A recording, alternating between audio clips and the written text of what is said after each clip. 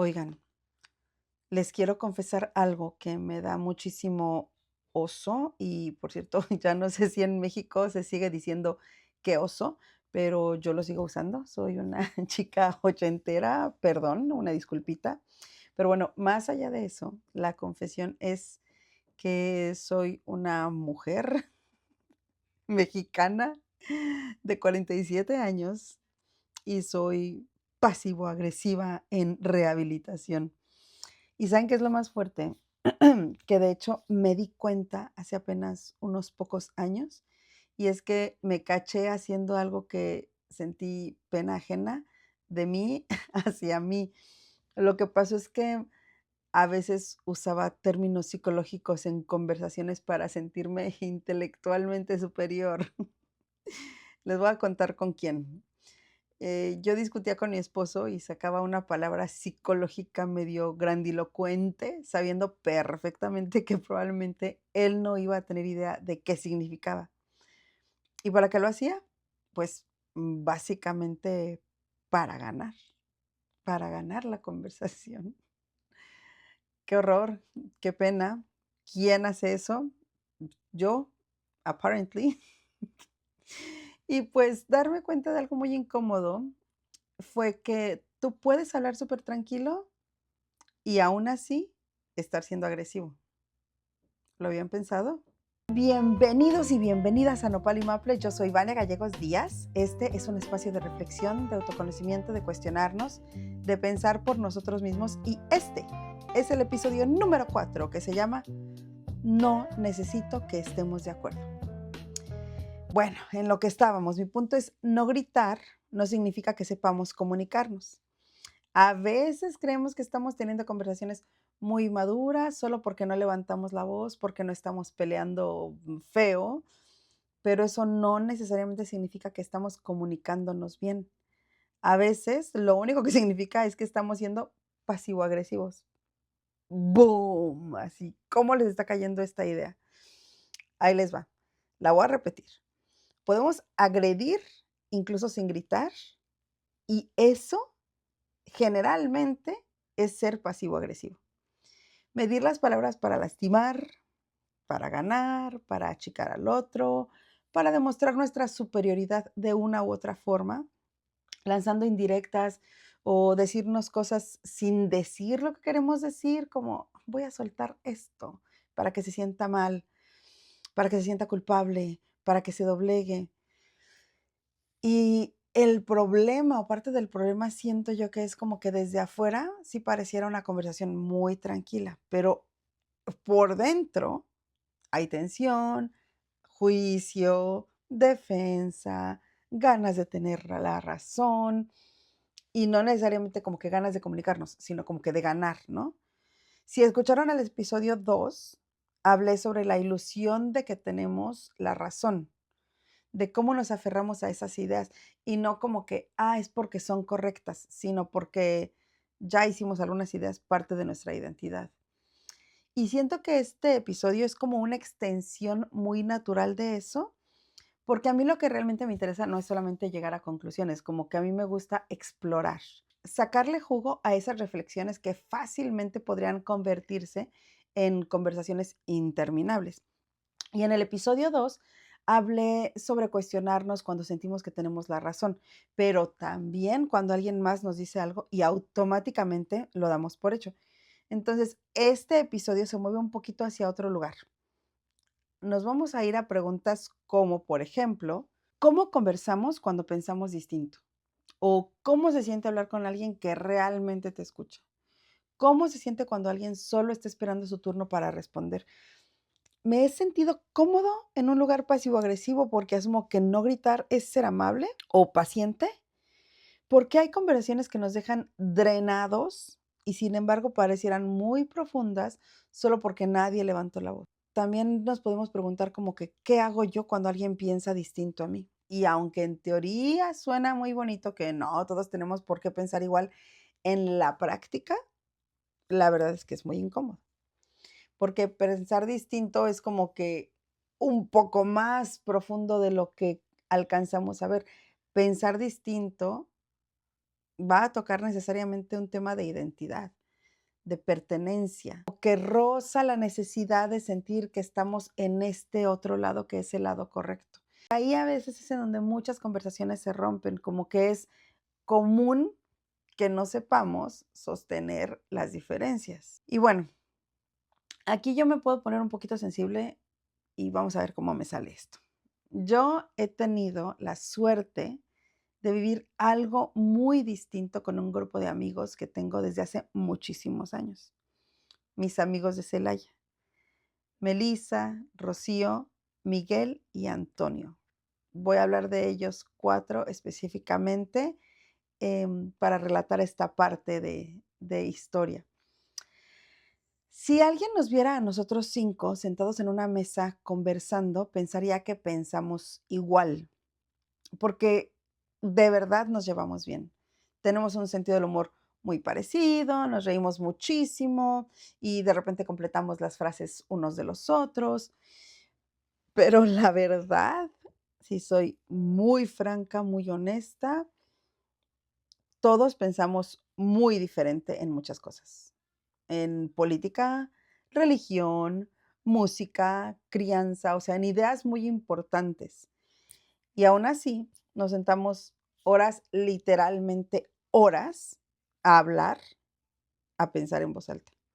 Eso es lo que hacemos muy bien, pensamos en voz alta. De hecho, Melissa dijo hace poco algo sobre nosotros que se me quedó muy grabado. Dijo que cuando nos conocimos por ahí, cuando teníamos veintitantos, lo que nos hizo conectar tanto fue que todos éramos una bola de chavitos a los que les gusta pensar en voz alta. Así nos describió.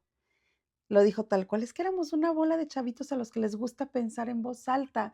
Reflexionábamos sobre esos años en los que nos reuníamos semanalmente a tener estas mesas de conversación y se me quedó muy grabado porque yo verdaderamente lo creo así. Sí éramos eso y de hecho aún lo somos, bueno, excepto lo de chavitos, porque a los 20 a lo mejor sí, pero casi a los 50 igual y ya no tan chavitos. Pero lo que hace que nuestra amistad funcione no es que estemos de acuerdo, sino que hay mucha libertad. Libertad de decir cosas que todavía no están bien pensadas, libertad de equivocarte mientras hablas, libertad de explorar una idea sin que alguien te interrumpa para corregirte. Sí, o sea, claro que hay momentos donde alguien pone cara de, no, pues estás bien mal, compa, pero no interrumpimos. Dejamos que la idea termine, que la persona sola llegue a su conclusión, que navegue esa incomodidad, esa mezcla de vergüenza y valentía que implica decir algo que no sabes cómo va a ser recibido. Y luego alguien más entra y expone otra idea y entonces se abre la conversación y no siento o de hecho sé que no es una conversación para convencer, no es, o sea, como que para ganar, es como para entender, para intercambiar pensamiento y las horas se van sin darnos cuenta, sin sentir que pasó una noche entera en la mesa y eso como que me ha hecho valorar muchísimo algo. No necesito que estés de acuerdo conmigo para sentirme validada, y tú tampoco. Pero para que eso funcione, hay ciertas cosas que sí van a importar, como, por ejemplo, cómo hablamos, cómo escuchamos, desde dónde respondemos, porque no es lo mismo decir lo que piensas que usar lo que piensas para imponerte. A ver, repitamos. No es lo mismo decir lo que piensas que usar lo que piensas para imponerte. Y tampoco es lo mismo escuchar que estar esperando ansiosamente tu turno para responder. ¿Va? A ver, quiero como que nos caigan esos veintes, porque a mí me han ido cayendo mientras escribo este episodio y, y creo que es como importante que dejemos un poquito que se asienten esas ideas, que nos detengamos, porque la realidad es que si no sabemos conversar, pues no importa qué tan inteligentes sean nuestras ideas, no van a construir nada. James R. Taylor fue profesora e investigadora en comunicación y plantea una idea que me gusta mucho y me gusta desde hace mucho. porque él decía que sin comunicación no hay sociedad. Y como que entre más pienso esa idea que escuché hace ya muchísimo tiempo, más sentido me está haciendo, porque la sociedad no es que se sostiene solamente con ideas, la sociedad se sostiene con conversaciones. Y si dejamos de saber conversar, lo que queda es aislamiento. Pensar en voz alta con alguien más, siendo testigo de ese pensamiento, realmente requiere como mucha confianza, estar muy cómodos con ese interlocutor, porque significa mostrar una idea antes de haberla terminado, antes de haberla editado, antes de saber si tiene sentido, incluso antes de saber si tú mismo o tú misma estás de acuerdo con esa idea que estás procesando en tiempo real. Y creo que por eso como que ciertos grupos de amigos se pueden llegar a sentir tan seguros y en calma, porque como que no vas a necesitar llegar con conclusiones perfectas. O sea, podrías llegar confundido, puedes contradecirte o puedes explorar alguna idea torpemente y decir, incluso, no sé exactamente qué pienso de esto todavía, así como, bear with me, aguántame, y nadie te va a castigar por eso. Nadie convierte tu pensamiento en evidencia contra ti. Simplemente te dejan pensar. Tal vez una de las formas más profundas de amor es darle a alguien espacio para pensar en voz alta sin hacerlo sentir tonto, ingenuo o incorrecto, demasiado rápido, ¿no? Pensar en voz alta sí requiere algo muy vulnerable. Permite que no tengas una conclusión todavía. Y creo que parte de crear contenido también es esto, abrir conversaciones que quizá ni tú tienes completamente resueltas y eso puede intimidar, porque Internet muchas veces siente que solo hay dos opciones, quieres simplificarlo todo, o eres experto o no deberías hablar. Pero tal vez como que sí necesitamos más personas dispuestas a pensar en voz alta, personas dispuestas a decir, esto lo estoy explorando, esto me mueve, esto me hace preguntarme cosas, sin pretender tener la conclusión final. Un creador de contenido muchas veces se convierte en el primer contenedor de esa vulnerabilidad. Somos la puerta, y me incluyo porque, pues, obviamente, hello, podcast de Nopal y Maple. Tú abres la puerta primero, ¿no? O sea, por ejemplo, yo dije, ok, me voy a atrever a nombrar esto. Y luego otras personas dicen, yo también lo sentía. Esto es conexión real. Esto puede generar conversación y yo estoy aquí para eso. Tal vez crear contenido no siempre es dar respuestas. A veces es darle lenguaje a algo que otras personas todavía no sabían cómo expresar. En eso hay muchísimo valor, muchísimo. Entonces, entendiendo que hay contenido que informa, también hay contenido que acompaña, que abre espacio interno, que mueve preguntas, que hace que alguien se sienta menos solo en algo que no sabía explicar o expresar. La sociedad castiga mucho el pensamiento incompleto. Entonces, mucha gente ya no explora ideas, ya no pregunta, ya no duda, ya no dice, no sé, ya no cambia de opinión públicamente. ¿Por qué? Porque hay miedo a ser humillado. Y ahí como que va muy bien algo que Brené Brown dice, que la gente rara vez cambia cuando se siente humillada. Creemos que avergonzar a alguien lo va a hacer reflexionar, pero normalmente lo que hace es endurecerlo más. ¿Les suena? ¿Les suena que alguien los haya humillado y en vez de que tú digas, ok, voy a cambiar porque tiene razón esta persona, como que dices, no, ahora ni de chiste, no le voy a dar el gusto, ¿no? La famosa, no le voy a dar el gusto. Em, la humillación activa defensa, no apertura. Este capítulo está muy fuerte porque reflexioné mucho, chicos, mucho, mucho. Dialogar requiere tolerar incomodidad, lentitud, ambigüedad, contradicción, incertidumbre. Y no saben cómo me altera que las redes premian lo opuesto. Rapidez, certeza, contundencia, simplificación, reacción, o sea, esta urgencia de que el pensamiento ya esté no solo procesado, sino incluso completo. Y tal vez por eso ciertas conversaciones se sienten tan hermosamente raras y tan valiosas hoy, porque hay personas con las que nuestro sistema nervioso se relaja, porque sabemos que podemos terminar mal una frase y aún así seguir siendo queridos. Eso no es solo amistad, eso es seguridad emocional, seguridad psicológica, eso es pertenencia sin perfección. Mi hipótesis es que pensar distinto no es realmente el problema, sino que el problema es que olvidamos quedarnos en la mesa cuando eso pasa. No sabemos cómo permanecer. O sea, estamos en una discusión, en desacuerdo con algo y es como, ay, estoy incómoda, me tengo que parar, me tengo que ir, quiero que esto se acabe. Y es que necesitamos aprender a quedarnos en esta mesa, aprender a tener la paciencia de escuchar, de ser testigos de la sensibilidad, la historia personal y el pensamiento del otro, aun cuando no es igual al nuestro. Ojalá que todos tengamos al menos un espacio en la vida donde podamos pensar en voz alta sin miedo de dejar de pertenecer.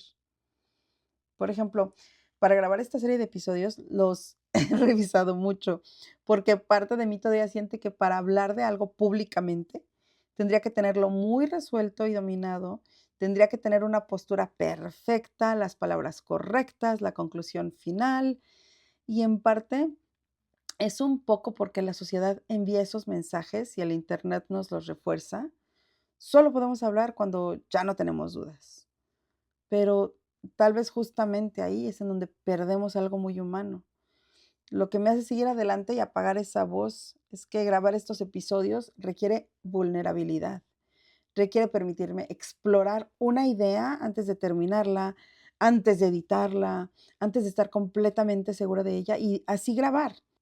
Aunque a veces sienta que todavía puedo seguir mejorando, ya, no hacerlo. Simplemente grabar y dejar que esa idea tome su cauce, que salga de aquí, que encuentre rumbo, que se encuentre con otros. Y yo no quiero dejar de ser esa persona porque eso justamente me hace quien soy. Yo soy sensible, soy sincera, yo no me achico frente a mis pensamientos, me encanta expandir un poco más mi curiosidad, pero sobre todo me encanta compartirla. Tener un espacio donde mis ideas puedan rebotar, donde puedan hacer eco, donde pueda pensar junto a otros, un grupo al que pertenecer, con quien puedo explorar, con quien puedo cuestionarme, con quien pueda pensar en voz alta sin sentir que tengo que llegar ya convertida en una versión terminada de mí misma. Yo siempre busco conexión real. Yo no soy buena con relaciones muy por encimita. Yo nunca he podido generar vínculos fuertes si no es a través de la conversación. Y quizá esa es exactamente la razón por la que por tantos años había querido grabar un podcast. Mini pausa, porque me acabo de inventar este momento de patrocinios en el podcast. Aunque todavía no haya patrocinadores, pero tranquilos, ya llegarán. Pero este sería el momento en el que normalmente alguien les recomienda una app, un suplemento o algo que cambia vidas. Yo por ahora solo tengo muchas preguntas existenciales, libros y journals. Así que eso nació exactamente del mismo lugar que nació ese podcast, de preguntas, de reflexión, de intentar entenderme un poquito mejor. Mi libro es un libro de poemas que reúne textos que he escrito desde que tenía 17 añitos. Hay poemas para casi algo, para malos amores, para buenos amores, para desamor y también de amor propio, claro que sí. Y en México mi libro lo pueden encontrar en línea, en Gandhi, en Gonville y en el resto del mundo está disponible en Amazon. Mi libro se llama Enhorabuena, creo que sí les dije, son 3 palabras, Enhorabuena, no lo pongan todo junto. Y mi journal se llama Puntos Cardinales, que nació especialmente pensando en mujeres migrantes y en todas las personas que quieren explorar el journaling y la escritura creativa como una herramienta de salud emocional. Tiene ejercicios, poesía, prompts, cartas de otras mujeres migrantes, recomendaciones de contenido y de libros, y también muchos espacios para documentar tu historia, tus cambios, tu migración y tus emociones. Así que Puntos Cardinales lo pueden comprar directamente conmigo en Canadá o en Estados Unidos. También está disponible en Amazon y en línea en Estados Unidos está también en Barnes Noble. Y bueno, fin de este pequeño intermedio patrocinado por mis emociones y mis proyectos. Continuemos pensando en voz alta. Ahora sí, ¿en qué estábamos? Bueno, como les decía, hace unos años me tomó por sorpresa encontrar mi pasivo-agresividad. Eh, Me avergüenza y al mismo tiempo me parece interesante que muchas veces parezca calma, porque es que no hay gritos, no hay insultos directos, no hay confrontación abierta, pero sí hay castigo, solo que disfrazadito. Lo disfrazamos con el tono, con sarcasmo, con indirectas, con silencios, con comentarios inocentes, entre comillas, que en realidad buscan herir o controlar, a veces hasta con risas, con tal de suavizar lo hiriente que estamos siendo. Y lo difícil de reconocerlo es que muchas veces no se entiende que estamos siendo agresivos porque no estamos perdiendo el control. O sea, no hay gritos ni sombrerazos como decimos en México. Yo a veces, en muchas conversaciones, me sentía muy madura emocionalmente por poder discutir. Es que muy articulada, muy collected, solo porque no sonaba explosiva. Y repito lo que decía al inicio, por eso muchas conversaciones terminan agotándonos, aunque nunca hubo gritos. Es que el cuerpo siente tensión, el cuerpo, por supuesto que siente el juicio, siente la hostilidad, y aunque nadie levante la voz, por dentro hay una necesidad como de ganar y controlar emocionalmente o intelectualmente la conversación. Y ya sea que tú eres el receptor de esa pasivo-agresividad o el emisor, el cuerpo lo siente, siente la tensión, siente el... ¡Ugh! Psicológicamente, la pasivo-agresividad se entiende como una forma indirecta de expresar emociones negativas. En lugar de decir abiertamente, esto me dolió o estoy enojado, no estoy de acuerdo, la emoción la sacamos, como decíamos hace rato, en sarcasmo, en humillaciones, en comentarios así muy tranquilitos, pero bien cargados. Como que es que eso es lo que se vuelve muy confuso, es difícil de como de detectarla. Qué curioso, ¿verdad? Dirían por ahí, pero como que no se siente ni siquiera como agresión, solamente nos empezamos a sentir tensos, incómodos.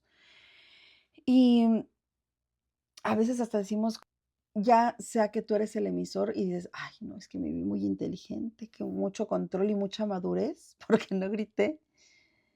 O el otro también puede percibirlo como que, bueno, es que él es muy maduro porque al menos no gritó. Mm, ay, no. De veras que sí me doy pena ajena de mí misma. Me estoy acordando de cosas. Bueno, controlar el tono ya entendimos como que no necesariamente significa que soltaste la necesidad de dominar una conversación. A veces nada más significa que aprendimos a hacerlo de forma más socialmente aceptable. Pero algo muy interesante psicológicamente es que muchas personas desarrollan comunicación pasivo-agresiva porque crecieron sintiendo que expresar enojo directamente no era seguro. No es justificación, obviamente, pero entonces como que aprendemos a reprimir, a contener todo eso, como que administráramos el enojo. Pero por supuesto que el enojo sigue saliendo, no más que sale como que de ladito, ¿no? Creo yo que algo que podemos empezar a preguntarnos sobre cómo quedó el otro al terminar de conversar con nosotros es si nos preguntamos, ¿cómo se siente? ¿Se sintió escuchado? ¿Se sintió seguro? ¿Se siente entendido aunque no estemos de acuerdo? ¿O se siente pequeño, corregido, humillado, avergonzado? Y es que creo que yo durante mucho tiempo evaluaba mis conversaciones solamente desde mi intención, tipo, yo no quería herir, yo no grité, yo estaba tranquila, pero, ¡ay! No, es que últimamente sí he entendido que el impacto también importa, o sea, no solamente es el tono, es el impacto. Y una forma muy clara de detectar la pasivo-agresividad es justamente esa. Cuando algo en la conversación hace que la otra persona se sienta emocionalmente reducida, como menos libre, menos segura, menos capaz de pensar en voz alta. Y eso de verdad sí siento como que puede ser algo que nos confronta mucho, porque no sé si alguien de ustedes, pero al menos yo no quiero nunca que mis relaciones se sientan así. Y creo que también de alguna forma este episodio es una manera de honrar y agradecer a mis amigos de Celaya, porque genuinamente creo que ellos fueron de las primeras personas que en mis veintes, que es una edad tan crítica, en donde hubo mucho de mi pensamiento y de mi personalidad que se estaban formando aún. Qué importante haber encontrado un grupo así a esa edad, porque absolutamente también ellos me definieron, ellos me enseñaron a conversar, a pensar, a sentirme a salvo, a existir sin tanta actuación, porque creo que en muchos espacios, sobre todo cuando eres joven, o al menos esa fue mi experiencia, sientes que tienes que llegar ya haciendo algo, ¿no? Interesante, inteligente, bonita, talentosa, exitosa, divertida, o con dinero, con respuestas, con estatus, con identidad clarísima, pero con ellos no. Con ellos yo simplemente era. Y eso fue rarísimo en una forma muy positiva y también profundamente transformador. A veces incluso me pregunto, ¿quién sería yo si nunca los hubiera conocido? ¿Qué pasa cuando nadie te da espacio para pensar en voz alta? ¿Qué pasa cuando nunca encuentras una mesa donde puedas explorar quién eres sin miedo de quedar mal? Porque eso es tal cual lo que hacíamos nosotros. Nos reuníamos durante horas, horas a morirnos de risa, a escuchar música, a desvelarnos de la forma más hermosa que creo que alguien se puede desvelar en la vida, que es simplemente conversando, sin sentir que pasaran las horas y, o sea, obvio hablábamos de tonterías, pero también hablábamos de cosas profundísimas, hablábamos de miedo, de amor, de crisis familiares, de la escasez o a veces de lo contrario, de haber tenido abundancia en ciertas cosas, pero ausencias enormes en otras o carencias enormes en otras. Hablábamos de política, de filosofía, de identidad, de duelo, de nuestros padres, del abandono, de sueños, de todo lo que nos rompía, de lo que nos daba muchísima esperanza. A veces criticábamos ideas, a veces nos confrontábamos, por supuesto. A veces alguien decía algo muy mal planteado y a veces alguien se equivocaba horrible, pero aún así había espacio, había escucha, había paciencia y había definitivamente curiosidad genuina por entender al otro. Y eso es algo que hoy valoro muchísimo más de lo que ellos saben, porque me vieron completamente rota algunas veces, me vieron en crisis, en duelo, me vieron enamorarme, desenamorarme, convertirme en algo o en alguien, embarazarme, cambiar, caerme, reconstruirme. Y aún así, siempre sentí algo muy raro y muy hermoso con ellos, que era que yo podía seguir perteneciendo incluso mientras cambiaba. Hace poco en diciembre los volví a ver y fue tan reconfortante sentir que había muchas cosas que seguían exactamente igual. Llegar a casa de Melissa, sentarme otra vez en su mesa, comer el queso de alfalfa de Rocío, que es un chiste local que honestamente no lo puedo explicar en este episodio porque llevaría mucho tiempo. Y ver a Miguel, que se le llenó la cabeza de canas y aún así sigue teniendo algo de niño en la mirada. Volver a darle un abrazo a Toño y darme cuenta de que toda la vida ha sido un lugar seguro para mí. Y recordar tantas cosas, las veces que nos sentábamos afuera de mi casa en la banqueta, a llorar cuando alguno de nuestros papás se fue de la casa, o cuando sentíamos que el mundo se nos estaba rompiendo encima. Y creo que apenas ahora, ya más grande, entiendo realmente lo que era eso. Porque sí, los afectos no tienen garantías. Eso me lo dijo Melissa también una vez. Y es cierto, nada humano tiene garantía realmente, pero aún así hay vínculos que logran sentirse casi como una.